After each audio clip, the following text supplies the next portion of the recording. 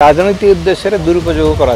शत्रु मानक ए फसई दिया विरोध करने चेष्टा कर मुह बंद कर दि जाए गोटे अस्त्र हिसाब से व्यवहार करा जाए निश्चित भाव में बुमेरांग हम पूर्वर अनेक समय बहुत कड़ा नियम सब पास करा यथा PMLA prevention of money laundering act इत्यादि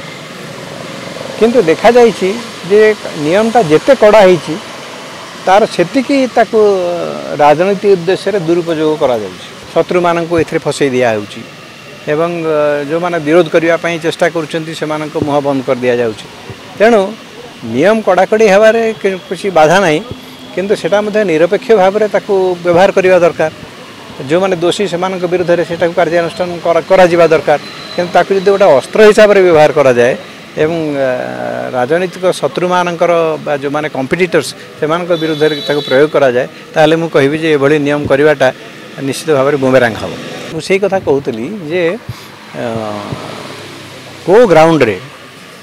जड़े मुख्यमंत्री को लेकिन आप जेल रखिए जेल रे मुख्यमंत्री जेल रे थिले तेणु सेटा को देखा पड़ो जे ठीक भाव से व्यवहार हो कि नहीं